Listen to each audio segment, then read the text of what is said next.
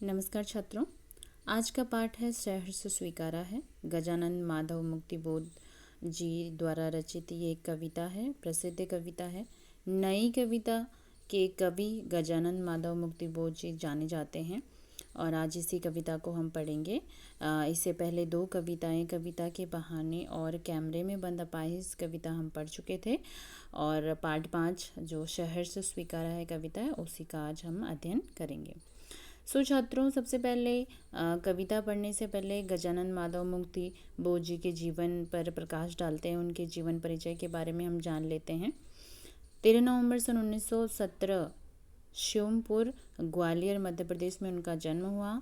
चांद का मुंह टेढ़ा, भूरी भूरी खाक धूल, काट का सपना, विपात्र सतह से उड़ता आदमी, कामायनी एक पुनर्विचार, नई कविता का आत्मसंघर्ष, नए साहित्य का सौंदर्य शास्त्र, अब आखिर रचना क्यों नाम से, समीक्षा की समस्याएं, एक साहित्यिक डायरी, भारत इतिहास और संस्कृति आदि उनकी प्रसिद्ध रचनाएं और पुस्तकें हैं।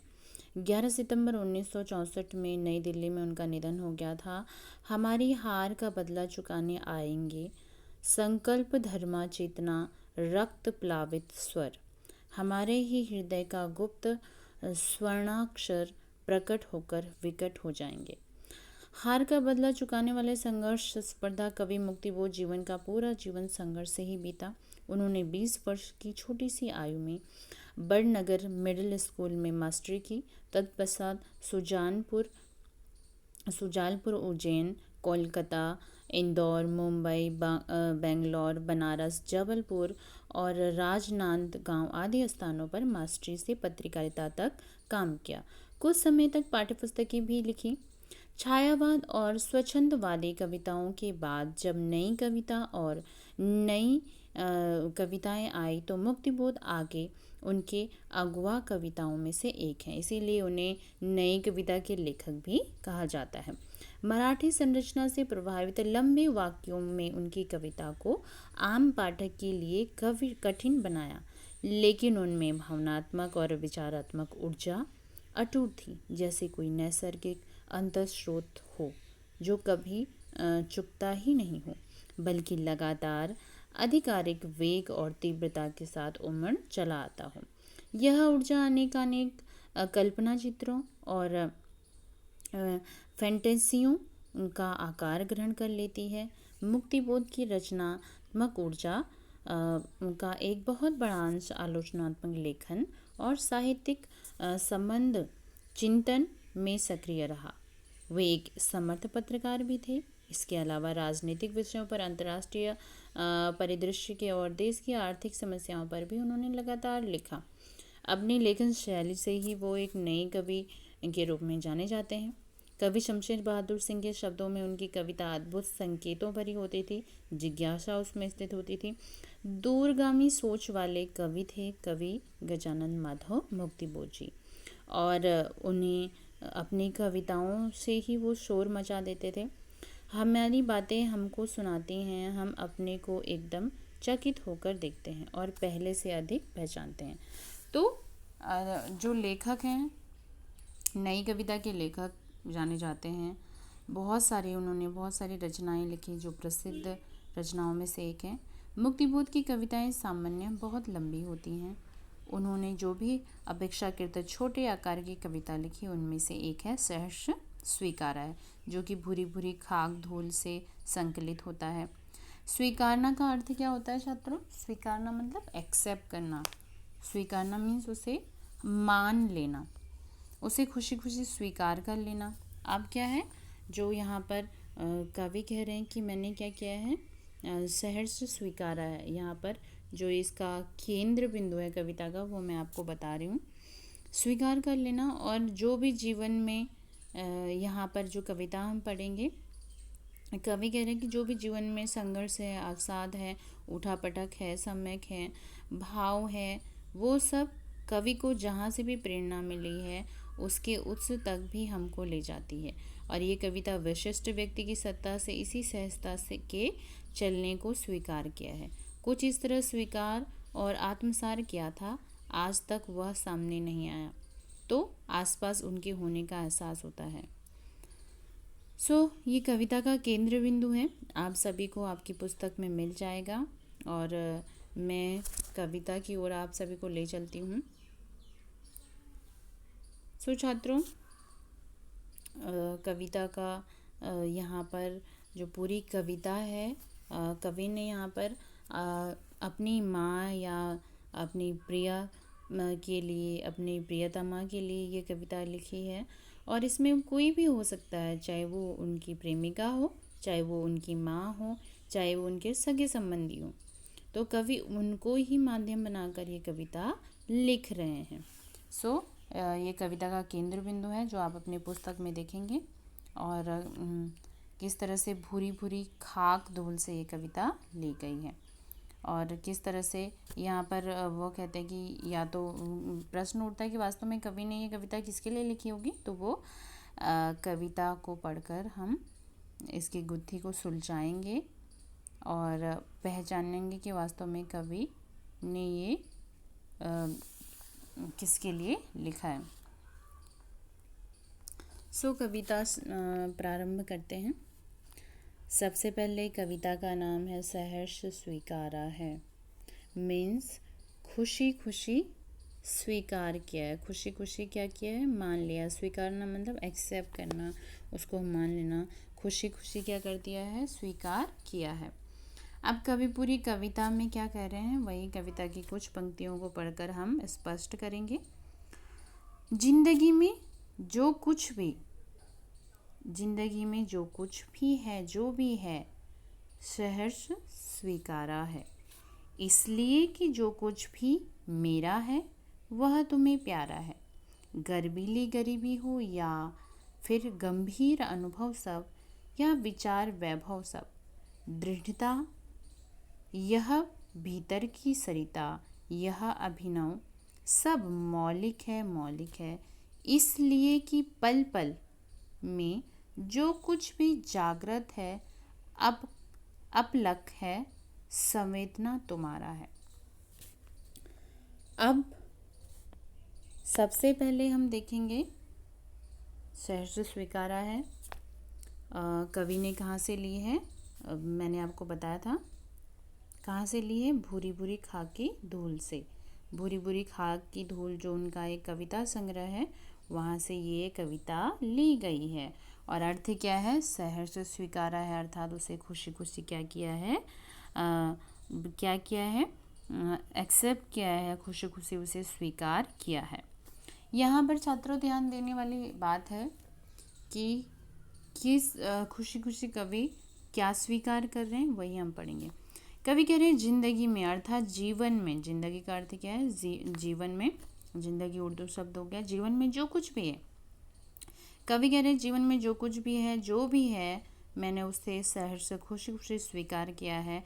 चाहे वो मेरे जीवन में सुख हो, चाहे दुख हो, कटु हो, मधुर हो, जैसे भी अनुभूति हैं, चाहे वो जैसे भी अनुभव हैं, चाहे वो मीठे हैं या खट्टे अनुभव हैं, मैंने उसे क्या किया है? सभी को मैंने स्वीकार किया है और सहर्ष स्वीकार किया है। इसलिए कि जो कुछ भी मेरा है, कवि कह रहे हैं इसलिए मैंने स्वीकार किया है क्योंकि जो कुछ भी मेरा है, जो कुछ भी मुझे प्राप्त हुआ है, वह तुम्हें प्यारा है। जो कुछ भी मुझे प्राप्त हुआ है वह सब किससे है? क्योंकि वो तुम्हें प्यारा है, वह तुम्हें पसंद है, और इसीलिए मैंने वो सब चीज़ें अपने जीवन में खुशी खुशी स्वीकार किए हैं। चाहे वो मेरे जीवन के सुख दुख हों, कटु और मधुर हों, चाहे अनुभूतियाँ हों, जैसी भी परिस्थितियाँ हों, और जो भी चीज़ें मेरे जीवन में आज मैंने प्राप्त की हैं, इसलिए वो मैंने स्वीकार किए हैं क्योंकि वह क्या है? तुम्हें प्रिय हैं, तुम्हें पसंद है। अब चाहे वो क्या हो? गर्वीली गरीबी हो। गर्वीली गरीबी अर्थात गरीबी गर्व से जीने। चाहे मैं गरीब हूँ और मैं उस गरीब में भी क्या कर रहा हूँ? गर्व से जी रहा हूँ। अब गरीब के लिए क्या है? गर्वीली विशेषण का प्रयोग किया गया है। यहाँ पर क्या है? ये क्या है? गरीबी के लिए किसका प्रयोग किया गया है? गर्वीली विशेषण। यहाँ पर क्या है? विशेषण। कवि कह रहे हैं चाहे मेरे जीवन में वो गरीबी हो जिसे मैं गर्व से जी रहा हूँ, और चाहे या फिर गंभीर अनुभव हो, वो मेरे लिए गंभीर अनुभव हूँ। और उसके साथ मैं क्या कर रहा हूँ, या फिर विचार वैभव सब, या फिर विचारों की वैभव हो, या मेरे जितने भी विचार है उनकी वैभव का मतलब क्या होता है, संपत्ति, जिसे हम प्रॉपर्टी भी कहते हैं इंग्लिश में।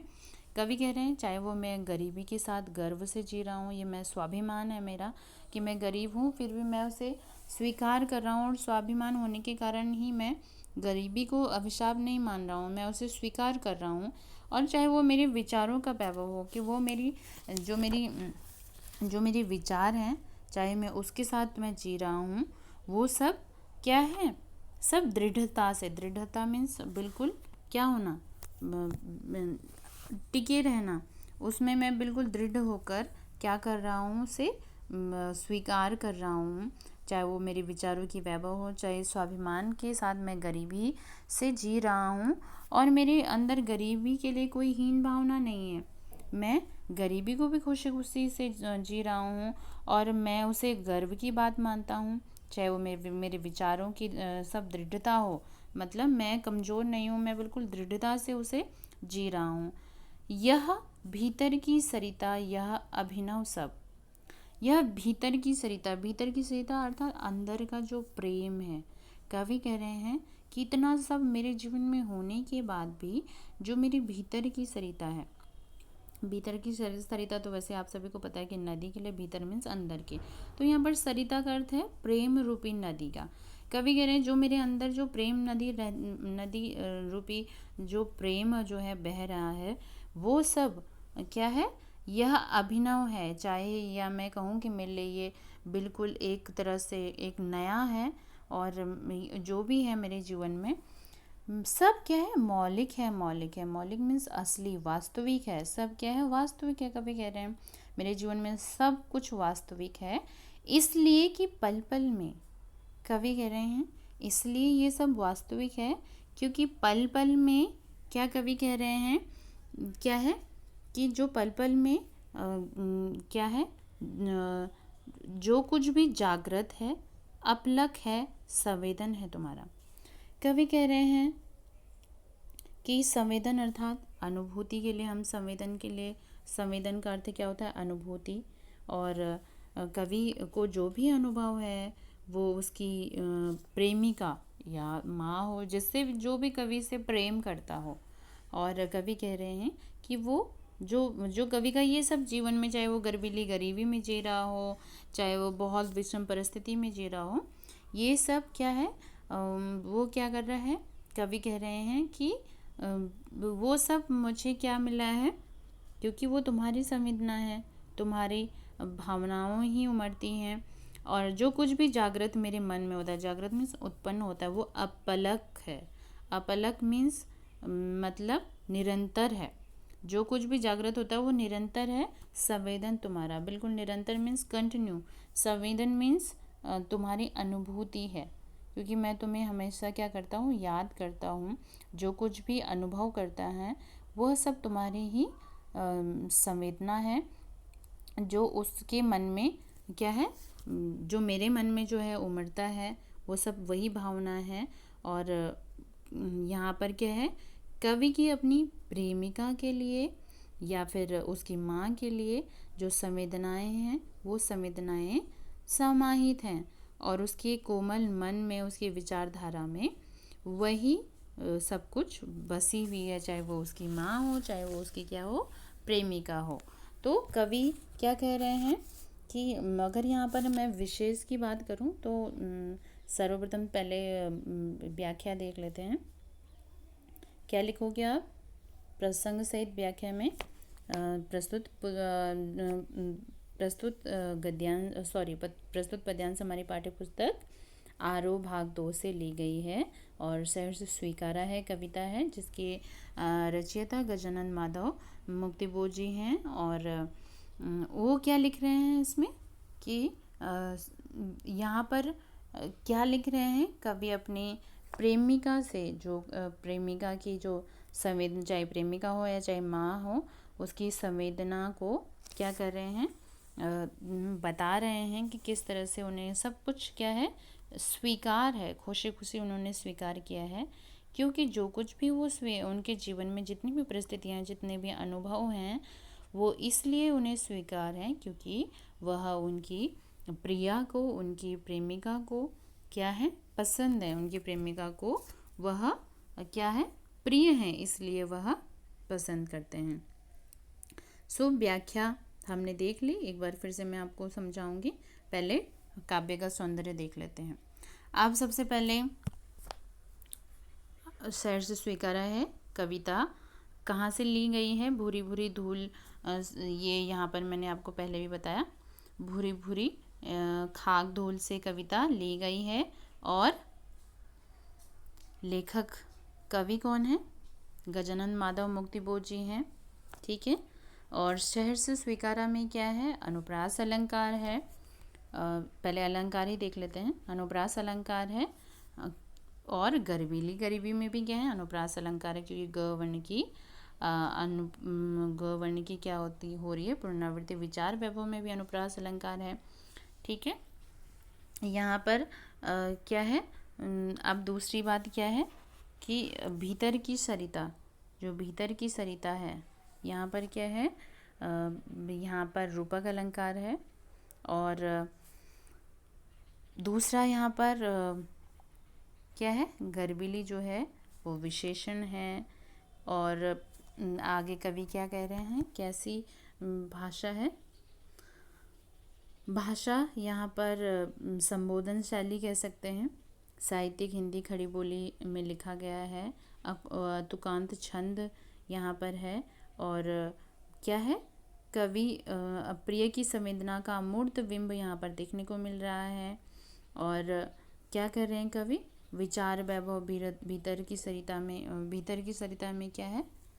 रूपक अलंकार है।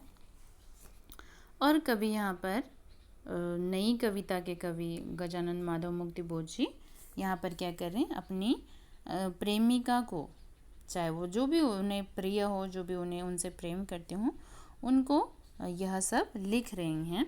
और उनको संबोधित करते हुए क्या कर रहे हैं? स्वीकार कर रहे हैं। सो क्या है? भाषा सरल है, साधारण हिंदी साहित्यिक खड़ी बोली में लिखा गया है। और मुक्तक छंद यहाँ पर है। कौन सा छंद है? मुक्तक छंद है। तुकांत जो भाषा प्रभावमयी है, साहित्यिक खड़ी बोली का यहाँ पर क्या किया है? प्रयोग किया गया है। सो ये इसका क्या था? काव्यगत सौंदर्य हम देख रहे थे, ठीक है। आपको समझ में आया? सो आगे देखते हैं क्या कह रहे हैं आगे कविता में कवि।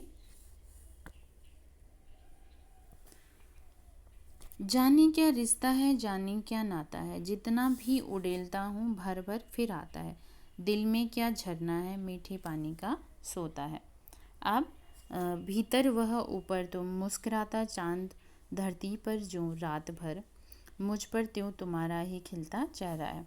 अब कवि कह रहे हैं, पहली पंक्तियों में कवि ने कहा है कि जो कुछ भी मुझे मेरे जीवन में है वो अपलक मीन्स निरंतर मेरे मन में, मेरे हृदय में है।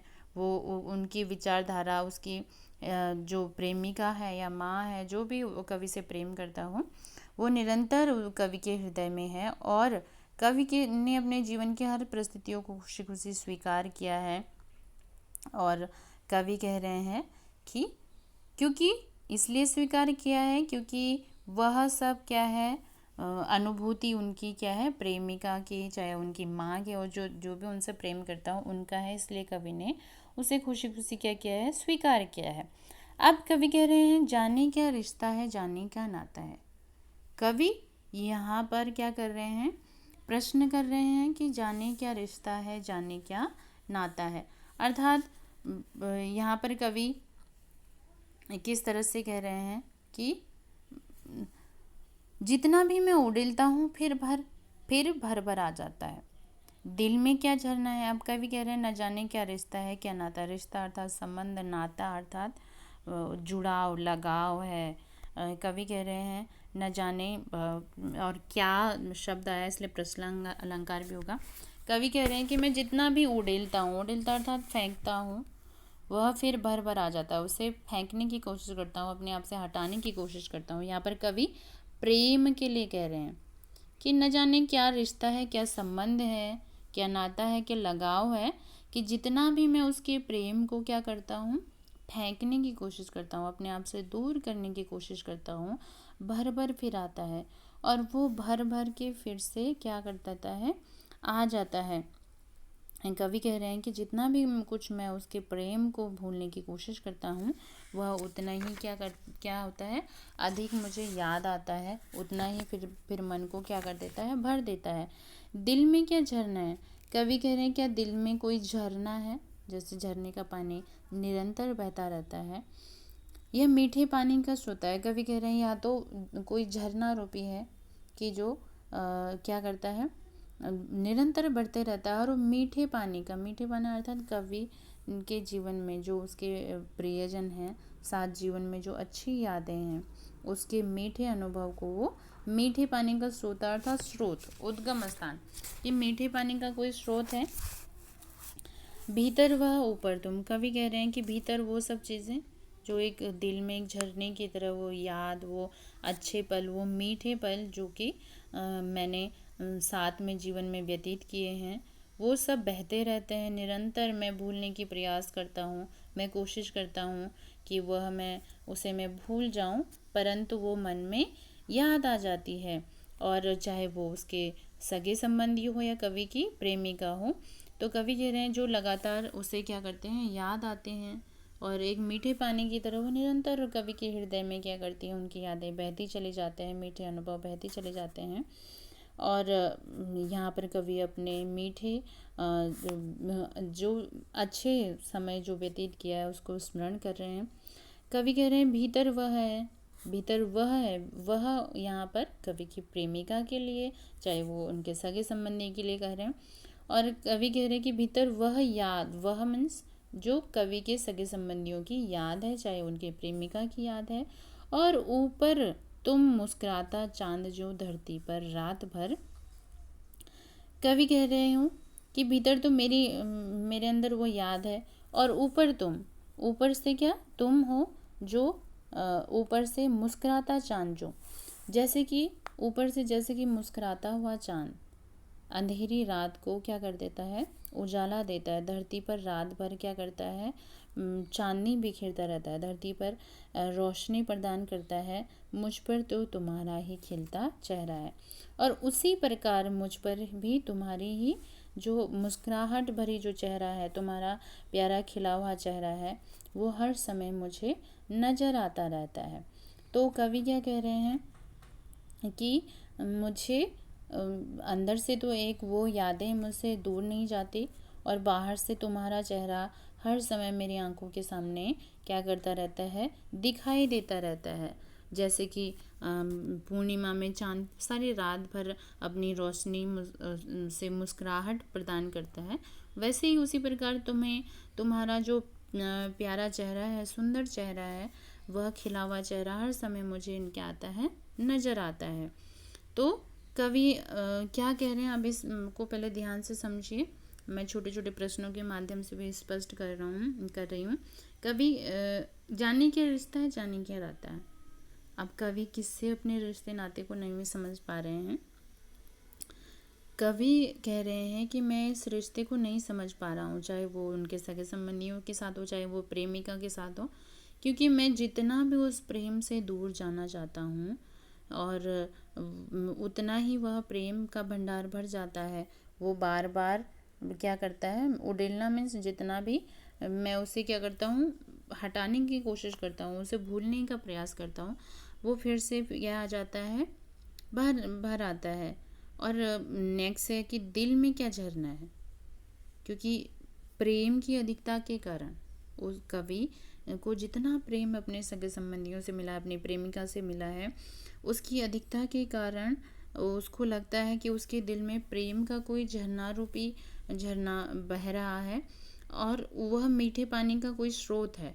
जो झरना है वह मीठे पानी का कोई स्रोत है, और मीठे पानी का स्रोत अर्थात जो कवि को अपने अच्छे दिनों को बार बार याद करने के लिए बार बार याद करवाता रहता है, और उसको याद करवाने में कभी कोई कमी नहीं छोड़ता। तो कवि इसलिए दिल में झरने के लिए बात कर रहे हैं। आगे कवि कह रहे हैं भीतर वह ऊपर तुम, अर्थात आंतरिक प्रेम के लिए, और तुम जो उनकी प्रेमिका है उसके पात्र के लिए, उसके कैरेक्टर के लिए कह रहे हैं। आंतरिक प्रेम अर्थात कवि जो अंदर से प्रेम करते हैं, उनकी जो अनुभव हैं, उनके जो स्मृतियां हैं उनको याद करते हैं। और बाहर के लिए तुम के लिए अर्थात कवि की जो प्रेमिका है या जो उनके सगे संबंधियों का जो चेहरा है। तो यहाँ पर कवि क्या करें, भीतर वह अर्थ है हृदय में, हृदय के अंदर बसने वाली जो उनके संबंधी हैं या उनके प्रिय का जो पात्र है। और ऊपर कवि का आशय है कि प्रेम भरे हृदय से जो कवि को जो अपने संबंधियों का जो चेहरा दिखाई देता है उसके लिए कवि कह रहे हैं। और वो जो प्रेम की अधिकता है कवि के जीवन में, जो कि हर समय कवि को भूलने नहीं देता, कवि को जकड़े रखता है। अब कवि कह रहे हैं मुस्कुराता चांद जो धरती पर। कवि का अर्थ है जिस प्रकार की पूर्णिमा के दिन चांदनी पूरी बिखेरता रहता है और धरती को प्रसन्न करता है, उसी प्रकार कवि की जो प्रेमिका है उसका स्नेह कवि के जीवन में खुशियों से भर देता है। कवि का जीवन क्या है, खुशियों से भर रहा है। अब यहाँ पर अलंकार देख लेते हैं। जाने के रिश्ता जाने के नाता है, प्रश्न अलंकार है। भर भर में पुनरुक्ति प्रकाश अलंकार है। दिल में क्या झरना है, फिर से प्रश्न अलंकार है। और मुस्कुराता है चांद जो ज्योतों के उसमें जहाँ पर ज्योतियों की क्या होती है, वर्णन होता है, उसमें कौन सा अलंकार होता है, उत्प्रेक्षा अलंकार। आई होप कि आप सभी को अलंकार याद हो रहे होंगे। अलंकार 11वीं कक्षा 11वीं में मैंने आपको पढ़ाए थे। आगे कह रहे हैं मुझ पर त्यों तुम्हारा, तो उत्प्रेक्षा अलंकार है, ज्यों त्यों की जब पूरी पंक्तियों में आ रहा है। और वही साहित्यिक खड़ी बोली का प्रयोग किया गया है। अतुकांत छंद है, मुक्तक छंद है, और भाषा में क्या है, प्रवाह है। और किस तरह से भाषा में प्रवाह दिखाई दे रहा है। और कवि ने सुंदर अनुभूति से प्रयोग किया गया है, संस्कृत के तत्सम तत्सम शब्दों का प्रयोग किया है। पुनरुक्ति प्रकाश मैंने आपको बता ही दिया है, ठीक है। सो ये कविता थी छात्रों, आपकी सहर्ष से स्वीकारा है। आशा है कि आप सभी को समझ में आई होगी। कवि अपने प्रेमिका को या कवि अपने सगे संबंधियों के प्रेम को याद करते हुए ये कविता लिख रहे हैं कि मैंने सहर्ष से स्वीकार किया है, जो भी जीवन में मुझे प्राप्त हुआ है उसे मैंने सहर्ष से स्वीकार किया है, क्योंकि उनके संबंधियों को या उनकी प्रेमिका को यह क्या है, स्वीकार है, यह पसंद है। अब छात्रों यहाँ पर यह देख लो पहले कि कवि कह रहे हैं कि ये जो पूरी कविता लिखी है कवि ने अपनी स्मृतियों और अपने जीवन के ताने बाने को याद करते हुए लिखा है, चाहे वो उनकी प्रेमिका हो या उनकी माता पिता हो या उनके संबंधी हो, उन सबको याद करते हुए ये कविता लिखी है। सो आशा है कि आप सभी को छात्रों आशा है कि आप सभी को कविता समझ में आ गई होगी। कविता के भाग 2 को लेकर मैं अगली वीडियो में उपस्थित होंगी और एक बार फिर से हम कविता की पुनरावृत्ति करेंगे। तब तक के लिए धन्यवाद।